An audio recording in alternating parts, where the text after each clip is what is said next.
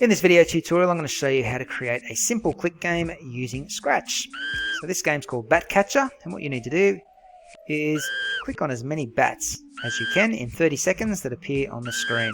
Each time you click a bat, you get 1 point, and when the time is up, you'll get a message that says game over, and a bat will tell you what your final score was. Okay, so a fairly simple click game to get started with. Let's jump over to Scratch now, make ourselves a new file, and we'll get this project underway. So when you load up Scratch for the first time, this is the screen that you are going to see. Just on the left-hand side of the page, you've got your scripts, which is also known as your code, and you can drag this code over into the workspace here. And these blocks of code will snap together. Okay, and these are basically instructions that you give objects in your game, which are known as sprites, and they're instructions that tell the sprites what to do. Okay, so this left-hand side of the screen is all to do with the coding. On the right-hand side of the screen, you've got the game itself. So this top box here in the top right is known as your stage, and that's where all the action takes place in your game. Down the bottom, beneath that, you've got a sprites list. So remember, just before I said sprites are objects, or little things, little pictures that appear in your game. And you give those sprites instructions on how they should behave in your game. Just above the sprite list, you've got a properties box for each of the sprites. So you can change a few things like their name and their visibility, their size and so on. And the last little column over here is your backdrop box. So you can choose different backgrounds to include in your game. Okay, so let's get started on making this Bat Catcher game now. The first thing I'd like to do is just delete this Scratch cat. We don't need him in our game. So go to your sprite list and hit the little trash can on the cat. And before I bring in any sprites, what I want to do is set up a backdrop. Okay, so remember over here on the right hand side, you can change your backdrop by hitting the blue button at the bottom and just choosing the magnifying glass to choose a backdrop that Scratch has already created for you. If you'd like though, you can draw your own backdrops, or you can even upload your own backdrops that you've drawn yourself in another program, or maybe even download it off the internet. But for today, hit the magnifying glass to choose your own backdrop from Scratch. And you'll see all the different backdrops that Scratch has on offer for you to include in your games. The one that I want to include is right down the bottom. It's called Woods. So click on that one and you'll see you get this kind of eerie looking scene. It's going to suit our game, so that's why I chose that. And if you want to go up to the Backdrops tab at the top here, you actually have the option to edit this. So if you want, you can add extra things into the backdrop or just manipulate it in some way. The other thing I want you to do in this screen is delete backdrop 1, which is that empty white backdrop. We don't need that anymore, so hit the trash can to delete it, which means you should be left with just one backdrop, which is the woods. We will create a second backdrop later on, but we'll leave that for now. Let's just focus on this one backdrop. When you're ready, go back to your code tab. Now the next thing we're going to do in our game is we are going to bring in our first sprite, which is going to be the bat. So to bring that in, again, Scratch has drawn a bat for us, so we don't need to worry about creating ourselves or downloading something off the internet. Just go down to your sprites list box here and hit the blue button and choose the magnifying glass. As you can see, you can create your own sprites and upload your own sprites, just like you can with the backdrops, but we just need the magnifying glass today, and we are looking for this bat sprite here. When you hover over it, you will notice that it is animated, which is going to be quite handy for us in just a moment. So when he comes in, he'll appear on your stage. That's how your bat's looking at the moment. If you go over to the Costumes tab here, you'll notice that this bat has 4 different costumes, so 4 different looks. He can be asleep, can look like he's in a bit of pain there, or these first 2 can actually be used together to make it look like he's flying. And they're the 2 costumes that we want to use for our bat today. So delete costumes 3 and 4, we don't need them. Just keep the top 2 costumes, and we're going to put in some code to animate this bat in a moment to make him look like he's flying. Okay, so let's go back to our code tab here, and let's put in our first block of code to make it look like he's flying by simply switching between those 2 costumes. What I'll need you to do is go to the Events tab here and drag out the first block that says when the green flag is clicked. Now for those of you who haven't used Scratch before, the green flag is what we click on to start our game. It's just positioned up the top of your stage here. So when we press that green flag, our game begins. And at the moment, because we don't have any code in here, it doesn't do anything. Okay, so let's add in the first bit of code. So when the green flag is clicked, or when the game is started, we need to tell the computer what we want this bat to do. So what I want you to do is I want you to go to the Looks tab here, and I'm going to get you to bring out the switch costume block of code. And the first one should say switch costume to bat A, and the second one should say switch costume to bat B. Okay, and if we join those blocks together and attach it to the green flag block, it'll now say when the green flag is clicked, we're going to start on bat A, which is this one here, the costume with his wings outstretched, and then it's going to switch to bat B, where his wings are together, like they're facing downwards. Let's press the green flag and see what happens. Okay, it did it. Did it very quickly, and it only did it once. Okay, and if I press the green flag again, nothing else happens. Okay, so we need to add a bit more code to get this animation working. First thing I'm going to do, I'm going to put in a wait time between the switch of costumes. Okay, so before we switch to costume B, I want it to wait 0.1 seconds. And then I'm going to put that in again at the very bottom before it switches back to bat A. Okay, this isn't finished yet, but let's just have a look at what happens now. You want to see a slight pause when I press the green flag. Okay, it goes from costume A to costume B. What I want it to do though is I want this bat to continue flying. I want this animation to keep occurring over and over and over again.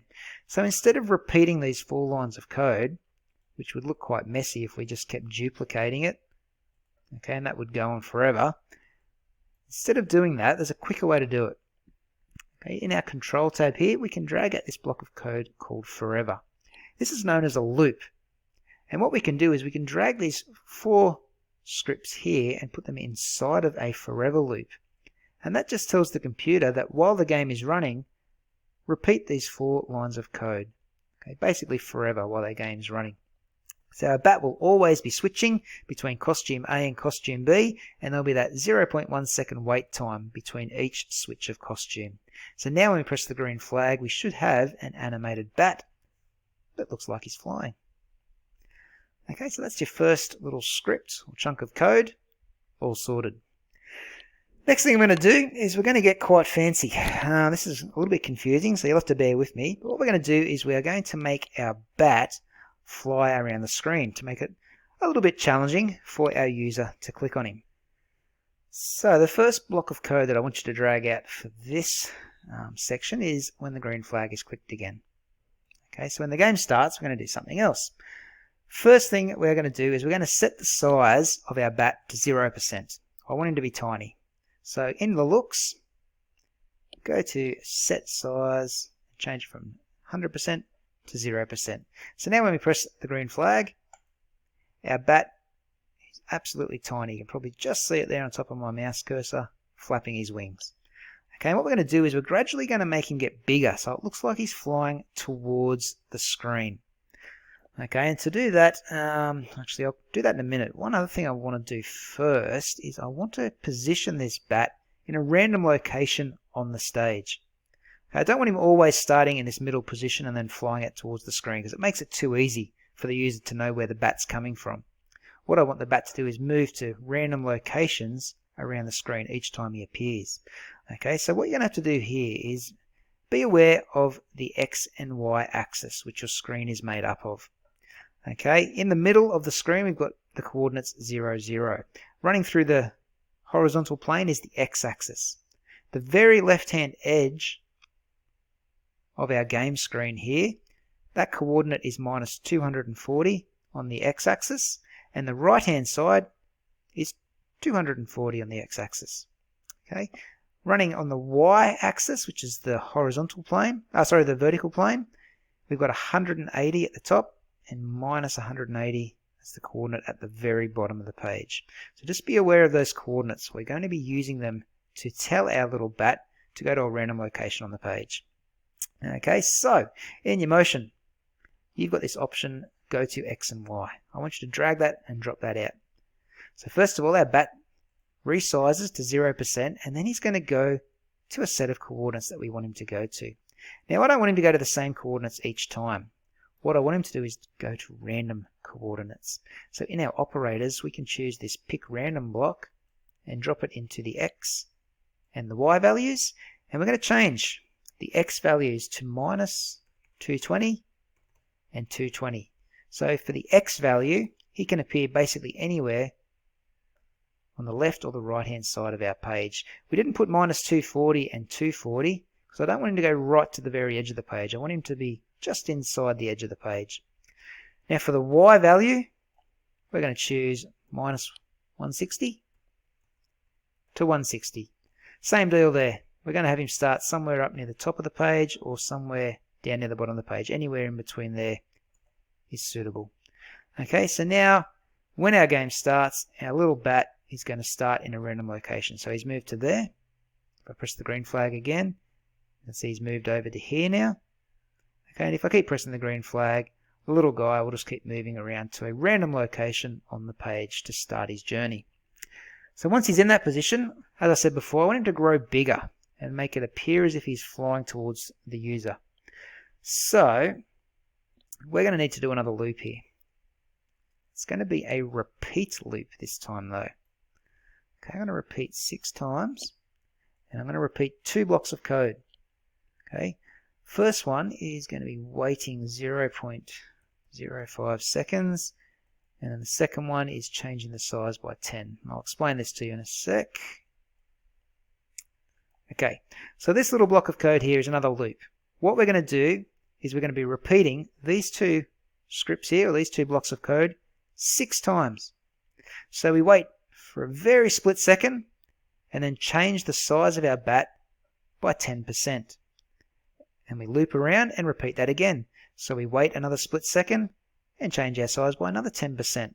And that repeats 6 times. So by the end of that loop, our bat should be at 60% of its original size. So that'll be big enough for our user to see on the screen, and we'll be able to click on him. So let's just attach that to our code up here and give it a run and see what happens. There we go. Hopefully you saw that.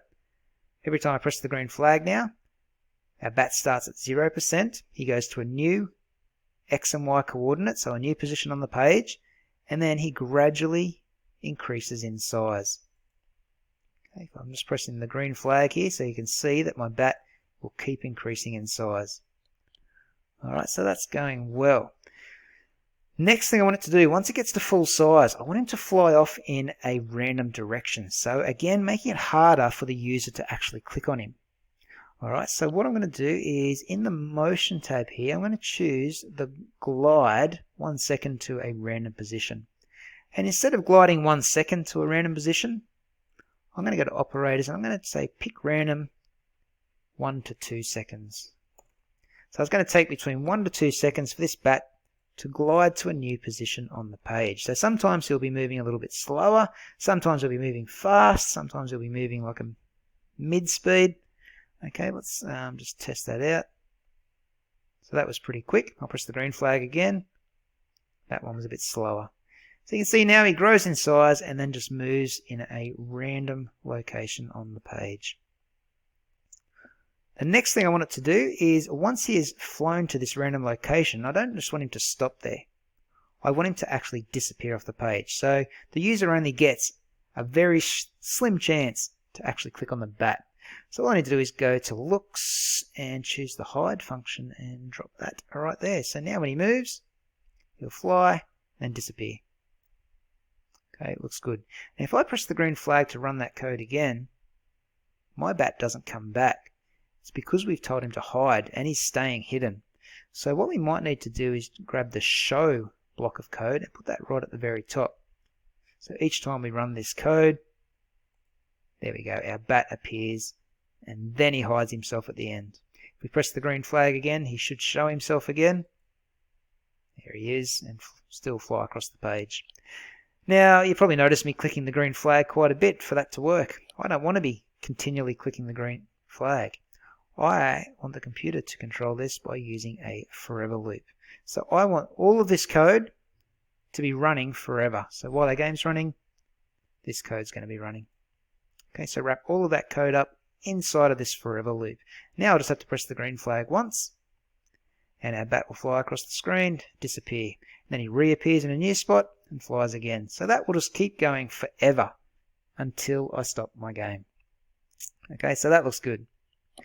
Next thing I want to do is I want to be able to click on the bat. And when I click on the bat, I want him to die. So basically just fall off the page or disappear off the page. Okay, so what we're going to have to do here is we're going to have to put in another event. And this time, it's not going to be when the green flag is clicked. It's going to be this one here that says when this sprite is clicked. So when this bat sprite is clicked, what do we want the computer to do? Okay, so I'm going to get him to reduce his size back to 0%. So to do that, I'm going to go to Control and use a repeat loop again. And I think it was 6 times we used last time. Let me just double check. Yeah, we repeated it 6 times to make him grow. So let's repeat it 6 times again to make him shrink. And we're going to change his size by -10. Instead of growing by 10%, he's changing his size by 10% now. And let's just give that a test run. So we make him grow, click on him, and he becomes really small. Okay, the thing is, I could still see him a very little bit as he was flapping away then at 0%. So what I'm going to do after I've changed his size to something really small is I'm just going to hide him. Okay, so let's just try that. Click on it, gets small, disappears. That's working quite well. Okay, so I'll just stop that there. That's looking good. One other thing I might do is I'll put in a sound. So when we click on this bat, we'll play a sound to show that the user has done the right thing and actually hit the bat. So I'm going to go back to events and bring out another block that says when this sprite is clicked. And we're going to play a sound. Now at the moment, if we go to the sounds tab, we've only got this sound of an owl. Not quite what we want, so I'm just going to delete that. And I'm going to hit the little speaker at the bottom and choose the sound that Scratch has already created for us. There is one in here called Screech. Okay, I guess that sounds a bit like a bat. So I'm going to use that sound and play that each time our bat is clicked. So clicking back on our code tab here, and you're on your sound code tab, all you need to bring out is start sound screech and drop that in there. So each time we click this sprite, we play the screech sound. Perfect. Okay, so I'll just stop that there. So that's looking pretty good. I think I might just add one last thing in this video tutorial and then we'll call it a day, and I'll come back in a second video and finish things off. So the next thing I want to do is I want to actually change my mouse cursor to be a little crosshair. So rather than using just a white mouse pointer, we can put a little crosshair on top of it to make it look a little bit more like a shooting game, I suppose. So instead of loading in a sprite, we're going to paint our own sprite. Okay, and what we're going to do here is we are going to click on this circle. For the fill color, I'm going to turn it off. And for the outline, I'm going to just choose a nice bright red. So just play around with those levers until you get bright red. The size, I'm not too sure on yet. I'll start with size 10. We'll see how that looks. And I want you to draw a perfect circle over the middle of your page like so. You can move it around and position it smack bang on the center. Okay, and once you've got it drawn, have a look on your screen to see how big it is. Okay, it's way too big for my liking, so I'm going to have to resize it till it gets down to a pretty good size. Nothing too big, probably something like that. Oops. And grab your arrow tool and just move that back right into the center. You might need to zoom in using these zoom controls just to get a better look at your crosshair. Okay, that's a good start. Now that line's too skinny. I'm going to have to change that back to about size 10. I think looks alright. Not too bad. Now the next thing I'm going to do is I'm going to grab my line tool and I'm simply going to draw a straight line down the middle of the crosshair. You can hold shift to draw these to get perfectly straight lines. And one straight through the middle like so. Then going to grab my eraser tool. And it's probably a little bit big there at the moment, so I'm going to change the size to about 30%. And just hover around the middle and click once. And that is your crosshair created. Okay, it's probably still a little bit too big for my liking, so what I'm going to do, I'll just rub out a little bit more of that. I'm going to go to the size here and just bump it down, let's say 75%, and see how that looks. You can play around with it, maybe 50%. That's not too bad. Okay, and just go back to your code when you're happy with it. If you want, you can also just highlight it. I'm thinking about just dropping the thickness of those lines a little bit. There we go. Not too bad. When you're done, go back to your code, and we just want to put a little bit of code on this crosshair to tell it wherever our mouse pointer goes, that crosshair will follow it. So go to Events when the green flag is clicked. First thing we want to do is we want to put in a forever loop because we want it always following our mouse cursor. So go to Motion and choose the one that says Go to Random Position, but you can change Random Position to Mouse Pointer. And that's it. So when our game starts, this sprite, which we should give a proper name to, so I'll call that Crosshair. The crosshair will always go to our mouse pointer. So we run our game now. You can see wherever my mouse goes, that little red crosshair is following. Alright, so I might call it a day in this video. I won't go on it any further. You're probably getting a little bit bored and you need a break. In the next video, we're just going to add in a score panel. We'll add in a timer. We'll put in a screen that says game over, and we might even throw a little bit of music in the background. Okay, so just tidying up a few loose ends. So I'll catch you in that second video shortly.